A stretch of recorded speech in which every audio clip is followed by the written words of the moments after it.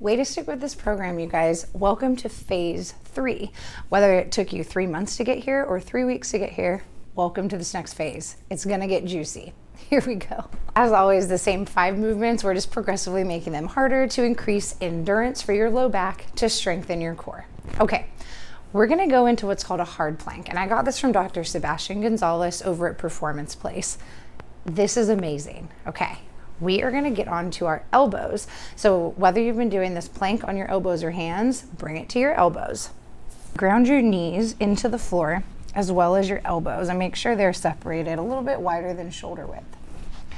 You're gonna come up onto your knees, making sure your back is very flat. So no arching, no over rounding, right in the middle. All you're gonna do is look down in between your legs. As you can see, I'm already shaking. Keep it here. Good, eyes on the clock. We're going 30 seconds. Here we go. Good, if you wanna make it harder, try to act like somebody is trying to separate your elbows and knees, and you're squeezing them together. Ooh, stay here, 15 seconds.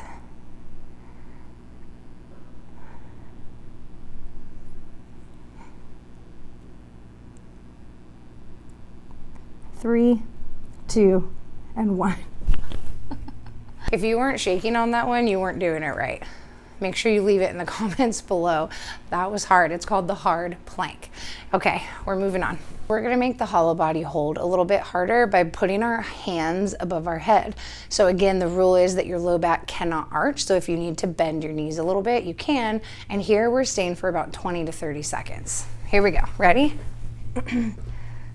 Low back on the floor, arms above the head, legs up, and go. Good, dig that low back into the floor. So if at any point you feel your low back arching, bend your knees or bring your hands down. It doesn't make sense to have your back arch. Good, we're almost there, 15 seconds. Push the low back into the floor, stay up, get your shoulder blades up. 5, 4, 3, 2, and 1. Okay, so kind of playing off the same thing, we're going into our dead bug for 1 minute with a little bit of pause at each rotation. Here we go, arms and legs up. 3, 2, and 1. Pause and come back. So notice that my low back stays flat. If you're running into an issue where your low back arches, don't straighten your leg all the way. Maybe just go to here like that hollow body.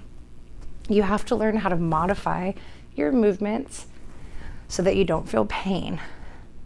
But I want you to remember that being uncomfortable during your workout is very common, and it's supposed to happen. It shouldn't be an easy task.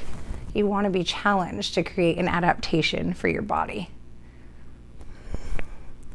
Looking good. We've got 20 seconds left on the clock.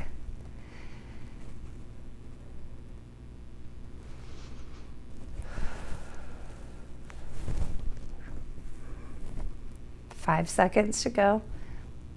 Make sure you're breathing. And stop.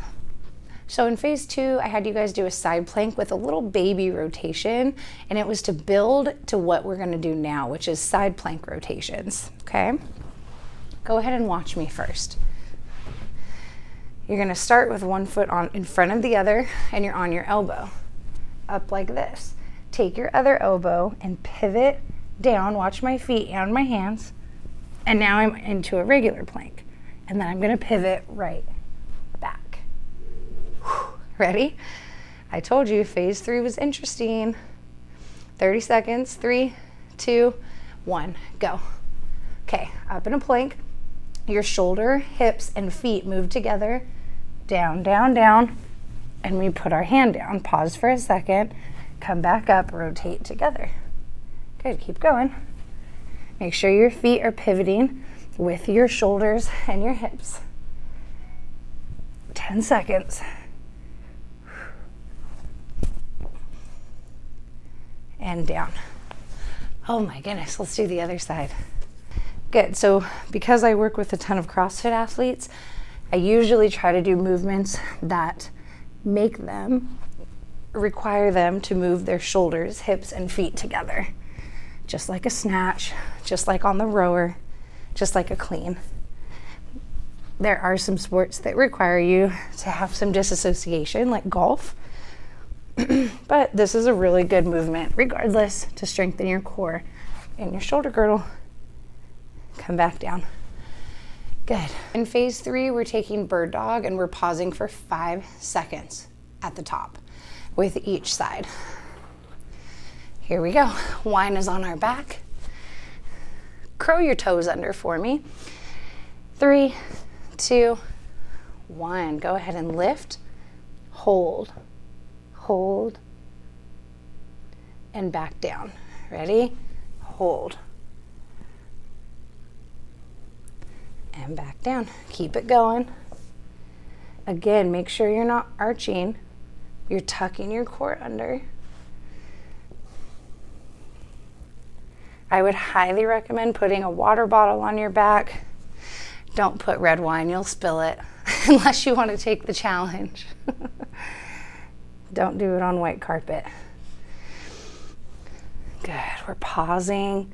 Core control and core endurance. That's what this is all about. Back to the basics, you guys. It doesn't have to be super creative. You just have to stick with it. 3, 2, and 1. Amazing. Okay, that was phase 3. Repeat that 3 times, 3 days a week. And when you're ready to progress to the final stage, stage 4, go ahead and click that video.